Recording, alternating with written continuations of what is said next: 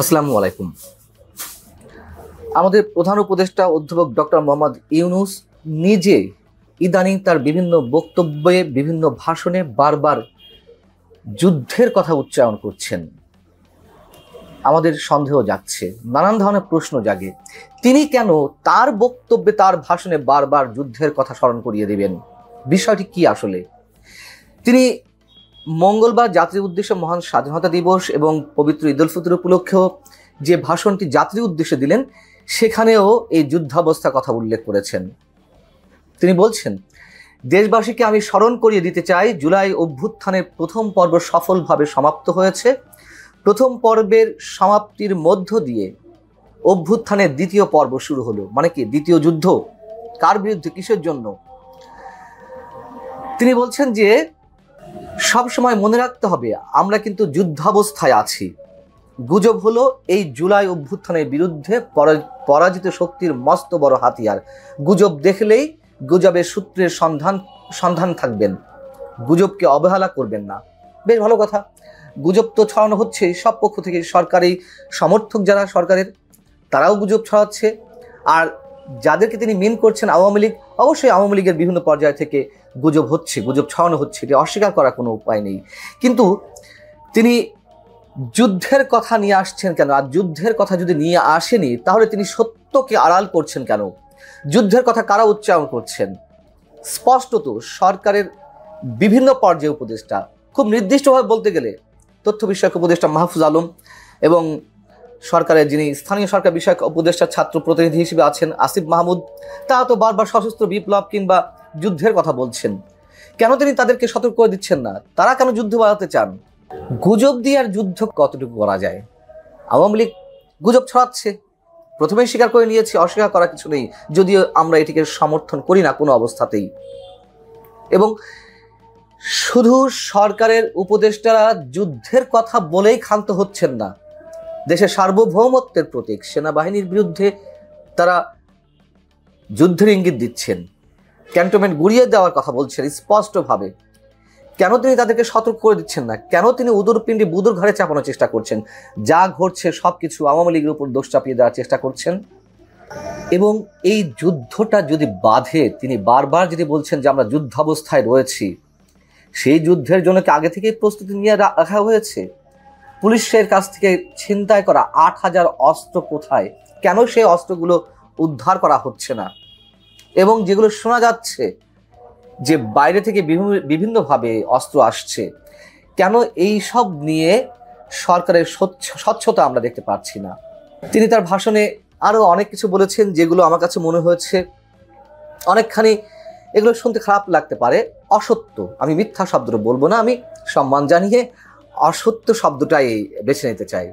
তার বক্তব্যের অনেক কিছু অসত্য, অনেক কিছু তিনি বলার চেষ্টা করেছেন, বরাবরের মতোই আওয়ামী লীগের উপরে দোষ চাপিয়ে দেওয়ার চেষ্টা করেছেন।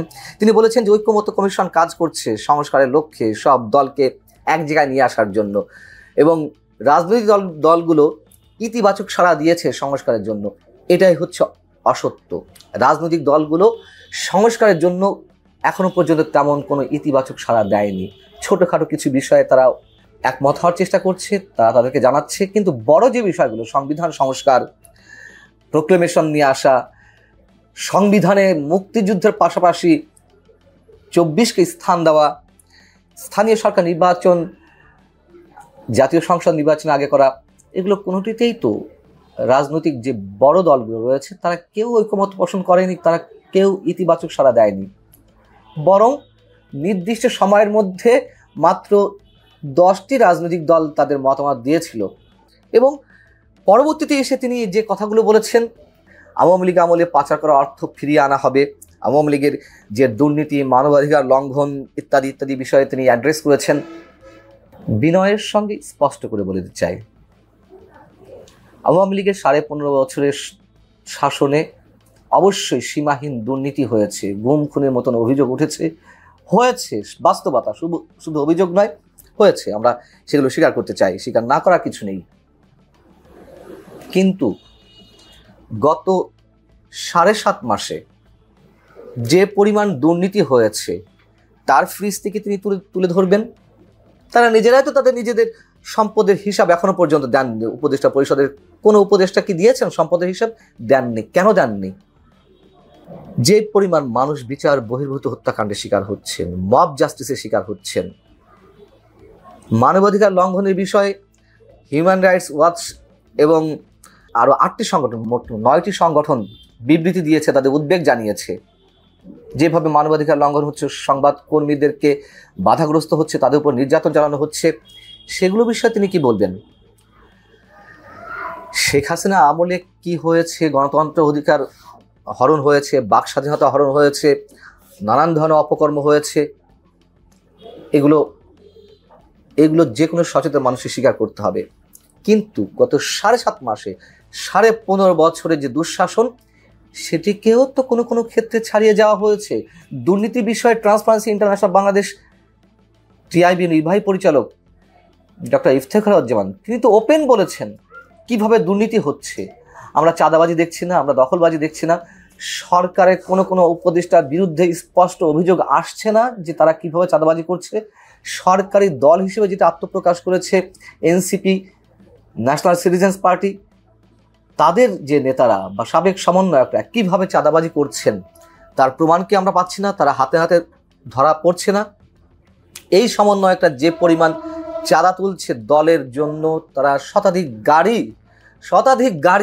গাড়ি বহর নিয়ে যাচ্ছে ক্যাম্পেইনের জন্য। নির্বাচন তো এসে পারেন, তার আগে এই অবস্থা। এই টাকাগুলোর উৎস কোথায়? কে দিচ্ছে এত টাকা? তিনি বলেছেন যে অর্থনৈতিক অবস্থা খুবই ভালো, অর্থনীতি ঘুরে দাঁড়াতে শুরু করেছে, অথচ তারই নতুন নিয়োগ দেওয়া বিশেষ সহকারী ডক্টর আনিসুর রহমান, তিনি কি বলেছিলেন যে দেশের অর্থনীতির এমন ভঙ্গুর অবস্থায় এর আগে কখনো দেখা যায়নি। মানে মুখস্থ কথাবার্তাগুলো আমাদের প্রধান উপদেষ্টা দিনের পর দিন শুনিয়ে যাচ্ছেন, এক ধরনের ভাঙা রেকর্ডের গান। এগুলো শুনিয়ে লাভটা কি? আমরা তো উন্নয়নের ফিরিস্তি শুনেছি শেখ হাসিনার সময়, সেখানে স্ট্রাকচারাল ডেভেলপমেন্ট ঠিকই হয়েছে, কিন্তু উন্নয়ন নিয়ে অবশ্যই প্রশ্ন ছিল। মানুষই শেষমেশ সেগুলো বিশ্বাস করেছে। এখন যেগুলো বলছেন আপনি, এগুলো বিশ্বাস করবে? কোনো অবস্থাতেই না। বিদেশি ঋণ একেবারে মুখ থুবড়ে পড়েছে। মানুষের আশা ছিল, আকাঙ্ক্ষা ছিল যে ডক্টর মোহাম্মদ ইউনূস আন্তর্জাতিক খ্যাতি সম্পন্ন অর্থনীতিবিদ, শান্তিতে নোবেল বিজয়ী, তিনি এলে কি না কি হবে, উন্নয়নের জোয়ার বয়ে যাবে। বিদেশি দাতা সংস্থাগুলো, কথিত দাতা সংস্থাগুলো টাকা নিয়ে বসে আছে যে বাংলাদেশকে ঋণ দেবে, কিছুই তো না। এবং বিদেশি ঋণ 68% বরঞ্চ কমেছে গত 2023-24 অর্থ বছরের তুলনায়। 2024-25 অর্থ বছরে বিদেশি ঋণ 68% কমেছে। তাহলে কি আমরা বলবো যে আওয়ামী লীগ ভালো ছিল? যদি এই জায়গা থেকে প্রশ্নটি তুলি, খুব কি অস্বাভাবিক প্রশ্ন তোলা হবে? ব্যাংকগুলো মাজা সুজা করে দাঁড়াতে পারছে না। বাংলাদেশ ব্যাংকের গভর্নর আহসান এইচ মনসুর, তিনি নিজে বলেছেন একদিন আগে যে টাকা ছাপিয়ে দেওয়ার পরও ব্যাংকগুলোকে বাঁচানো যাচ্ছে না।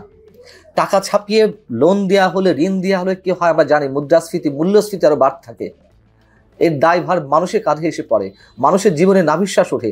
তারপরও আওয়ামী লীগ যেমন টাকা ছাপিয়ে এস আলমের মতন অলিগারদের ঋণ দিতে চেয়েছিল, একটা পর্যায়ে তারা থেমে গিয়েছিল। এই সরকার ঠিকই টাকা ছাপিয়ে ঋণ দিল, কাজ তো কিছু হলো না। কোন দিক থেকে আমরা ভালো আছি? অতএব এই যে অর্ধসত্য কথাগুলো, কোনো ক্ষেত্রে সত্যকে আড়াল করে একেবারে বায়বীয় কথাবার্তা, এটি ডক্টর মোহাম্মদ ইউনূসের কাছ থেকে আমরা কোনোভাবে আশা করতে পারি না। এবং তিনি এখনো মানুষকে ধোয়ার মধ্যে রেখেছেন। আর শেষে আরও একটু কথা বলতে চাই একই বিষয়ে, যুদ্ধাবস্থার বিষয়ে। তার এই কথাগুলো খুবই অ্যালার্মিং, আমাদের কাছে আতঙ্কের সৃষ্টি করে।